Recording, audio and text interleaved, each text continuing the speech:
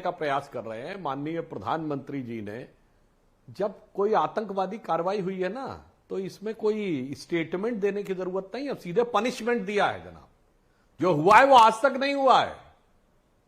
Surgical strike भी हुई, बालाकोट भी हुई, और आपने रोने धोने की बात कही तो आप तो पाकिस्तान को रोने के मुकाम पे पहुंचा दिया है।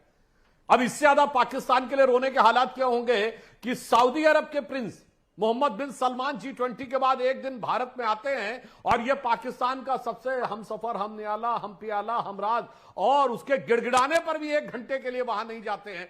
इससे ज्यादा कोई चीज हो सकती है। इसलिए मैं कह रहा हूं, जो प्रधानमंत्री जी ने कहा सही कहा, आपको बड़ी से बड़ी चीज में भी कोई ना कोई रोने की चीज नजर आएगी। आपने कहा हमने उस पर कार्रवाई करके भी रुलाया और डिप्लोमेसी में भी रुलाया। आज उसे पैसे की दरकार है और उसका सबसे बड़ा दानदाता भी उससे मिलने को तैयार नहीं है और हमसे बिजनेस डील करने को तैयार है। बताइए, यूएई हमारे साथ कॉरिडोर बनाने को तैयार है मिडिल ईस्ट और यूरोप से, और पाकिस्तान को फूटी कौड़ी देने को तैयार नहीं। उसके बाद आपको नजर आता है कि हम पाकिस्तान को हैंडल नहीं कर पा रहे। तो मैं कहूंगा जनाब, चश्मा उतारो फिर देखो यारों, दुनिया नई है, चेहरा पुराना।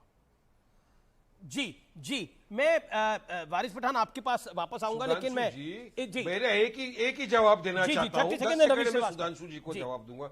सुधांशु जी, यही तो प्रॉब्लम है ना कि प्रधानमंत्री को दुनिया भर के मुसलमानों से प्रेम होता है, हमारे देश के मुसलमानों के प्रति प्रेम नहीं है। यहाँ के मुसलमानों को हर दिन मॉब लिंचिंग कर दिया जाता है, कभी गाय के नाम पे मार दिया जाता है, कभी JSR के नाम पे मार दिया जाता है, मगर प्रधानमंत्री तो रोना धोना देने के अंदर विफल रहे। मॉब लिंचिंग के कानून में कायदा नहीं बनाते कि उनको सजा मिले। कर सकते हैं वारिस पठान, अब तो एक नई उमंग, एक अरे भाई रोना धोना, अरे अमीश भाई, कौन रोता है कौन धोता है? प्रधानमंत्री रात दिन बोलते रहते हैं, इनको तकलीफ है। एक चाय वाला यहां तक कैसे पहुंच गया? तो दीवार पिक्चर अमिताभ बच्चन का डायलॉग सुन सुन के थक गए। एक कुली इतना बड़ा बिल्डर कैसे बन गया? डायलॉग बाजी का टाइम खत्म हो गया। सुधांशु जी, पार्लियामेंट ने कुछ अच्छे फैसले दिए तो कुछ ऐसे भी फैसले दिए जिससे हमारा दिल आहत है। आज भी 6 दिसंबर हो गया था, तब क्या हुआ था? कुछ नहीं। डायलॉग बाजी। तो रवि बाबू आपका रुख देखिए। रहमान साहब की बात की, सालार की बात की, सबको उन्होंने श्रद्धांजलि दी। सुधांशु, दीवार का डायलॉग है, एक कुली यहाँ से बिल्डर बन गया,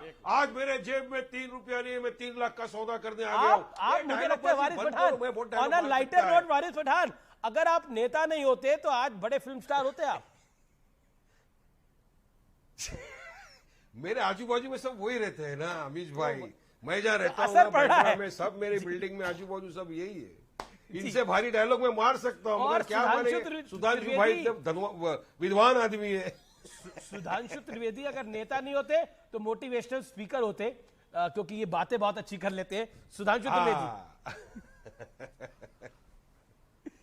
देखिए मान्यवर, हमने डायलॉग की बात नहीं की है, हमने तो कार्रवाई की बात की है, और कार्रवाई हमने सटीक की है, सबके लिए की है। और आपने कहा कि मुसलमानों के लिए मन में कोई बात थी, तो मैं सिर्फ ये बता देना चाहता हूं, देश की जो योजनाएं उसमें 70% मुस्लिमों को कोई ना कोई वो मिला है। और जो आपने कहा मार दिए जाते थे, उसमें आज अयूब पंडित, इंस्पेक्टर अयूब पंडित को भूल गए, लेफ्टिनेंट फैयाज को भूल गए, भारत की सेना के जवान औरंगजेब को भूल गए। ये किसके दौरे हुकूमत में मारे जाते थे लोग? इसलिए आप ये भी तो याद करिए अब कितना वक्त में बदलाव आया है। जिस जगह पे वो लोग मारे जाते थे वहां G20 की समिट हुई है, मैं कश्मीर की बात कर रहा हूं। तो इससे आपको यह समझ में आना चाहिए कि हमारे ही जमाने में। और एक बात कह दूं वारिस पठान साहब, आपकी पार्टी का नाम तो MIM है ना, मजलिसे इत्तेहादुल मुसलमीन। तो पूरी दुनिया में सबसे ज्यादा जकात, पूरे भारत में सबसे ज्यादा जकात कहां के मुस्लिम देते हैं? गुजरात के देते हैं ना, जहां 28 साल से मुसलसल हमारा शासन है। और जहां एक दिन हमारा शासन नहीं है, बंगाल, वहां क्या हालत है? खाने के लाले, बिहार खाने के लाले, और आपके हैदराबाद में बच्चियां जो है शेखों को बेच दी जा रही हैं। इसलिए फिर मैं कह रहा हूं, हकीकत है, पर्दा उठाओ तो देखो कि समाज की हर वर्ग। जॉर्ज कुरियन, ठीक है, George Kurian waiting from long. Okay George Kurian, my straight point. George Kurian, क्या आपको लगता है जो प्रधानमंत्री ने बोला कि एक पॉजिटिव शुरुआत होनी चाहिए, सकारात्मक संवाद की पहल करनी चाहिए, और संसद में कुछ बड़ा होने वाला है, विपक्ष क्यों परेशान है? सत्र से परेशान है, नई संसद से परेशान है? ये लाइव तस्वीरें इस समय हम आपको कैबिनेट मीटिंग की दिखा रहे हैं। लाइव तस्वीरें संसद भवन में चल रही हैं, कैबिनेट मीटिंग, उसकी लाइव तस्वीरें आप इस समय देख रहे हैं। ये बहुत महत्वपूर्ण कैबिनेट मीटिंग है। जॉर्ज, नमस्ते अमिश जी, आपने मुझे मौका दिया आपके चैनल पर आने का। सभी आपके दर्शकों को नमस्ते और मेरे पैनलिस्ट को। सबसे पहले मैं कह दूं, मैंने संसदीय लोकतंत्र के 75वें वर्ष के अवसर पर संसद में प्रधानमंत्री मोदी जी का भाषण सुना और बहुत गौर से सुना मैंने। इसमें कोई संदेह नहीं है कि उन्होंने अच्छे भाषण दिया है और उन सभी को याद किया है जिन्होंने 75वें वर्ष में भारतीय लोकतंत्र की इस यात्रा में यादगार बनाया है। साथ ही साथ मैं ये भी कहना चाहूंगा कि दोनों संसदों ने एक बड़ा ऐतिहासिक और ढेर सारी यादें जुड़े हैं इसमें, और विपक्ष को अभी भी सत्तारूढ़ सरकार के उस एजेंडा के अंदाजा नहीं है जिसके लिए स्पेशल सत्र बुलाया गया है, जिसमें 0 आवर नहीं है, क्वेश्चन आवर नहीं है, प्राइवेट मेंबर बिल नहीं होगा। तो इसमें एक संदेह जाता है कि क्या उद्देश्य है और क्या एजेंडा है भारतीय। आप लोगों को शक क्यों है, संदेह क्यों है जॉर्ज? देखिए, कांग्रेस पार्टी के ओर से मैं और कांग्रेस पार्टी का पक्ष रखता हूं राष्ट्रीय हित में। मैं ये कहना चाहूंगा कि कांग्रेस पार्टी का मुझे पूरा कॉन्फिडेंस है कि कांग्रेस पार्टी एक सकारात्मक इस पे एक पहल करेगी और जो भी आने वाले सत्र में जो भी बिल्स आएंगे उसमें एक सकारात्मक उनका एक पक्ष होगा, इसमें कोई दो राय नहीं है।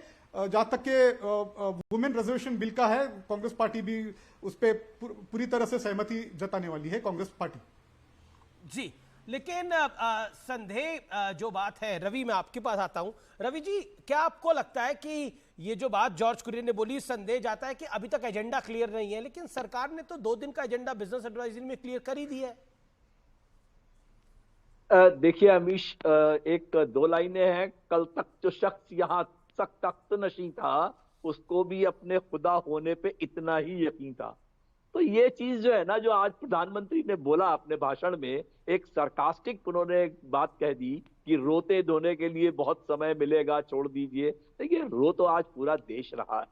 रो क्यों रहा है? किस बेरोजगारी की वजह से रो रहा है? 1100 रुपए 1200 रुपए का सिलेंडर खरीद रहा है, इसलिए रो रहा है। देश के अंदर आज आग लगी हुई है। मणिपुर में महिलाओं के साथ में क्या हुआ वो आप सबको मालूम है। नूह में क्या हुआ, आज कैसे लोगों को मारा गया और कैसे जातीय दंगे हुए, सबको मालूम है। कर्नाटक के अंदर चुनाव से पहले किस तरह से हिजाब, हलाल, मंदिर, मस्जिद के झगड़े खड़े किए गए, सबको मालूम है। पंडित नेहरू के बारे में इन्हीं महोदय, जो सुधांशु त्रिवेदी जी आदरणीय राज्यसभा सांसद बैठे हुए हैं, किस तरह के बयान आदरणीय नेहरू जी के बारे में दिए गए हैं, जिनके सामने आज प्रधानमंत्री सर झुका रहे थे। ये ट्रस्ट डेफिसिट है। सरकार के ऊपर विपक्ष को भरोसा नहीं है, इसलिए ये संदेह की बात हर समय खड़ी होती है कि सरकार क्या कर देगी। लेकिन आज तो पंडित नेहरू की तारीफ भी करी प्रधानमंत्री मोदी ने, और वो जनता के रोने की नहीं, वो विपक्ष के रोने धोने की बात कर रहे थे। नहीं, विपक्ष भी तो देश है। 63% लोग तो विपक्ष के जो हैं वो इस देश की आबादी है। वो क्या अलग से आते हैं कहीं से? वो जो भाजपा को वोट देते हैं, क्या वही देश है? देश ये भी तो है। देश क्या, मैं ये कहना चाहता हूं कि जो बात प्रधानमंत्री ने कही, लोगों के दिल में किस तरह के डर पैदा है, किस तरह के अप्रीहेंशंस हैं। क्या जाता था कि एजेंडा डिस्कस करते, अरे भाई, क्या जाता था लोगों के मन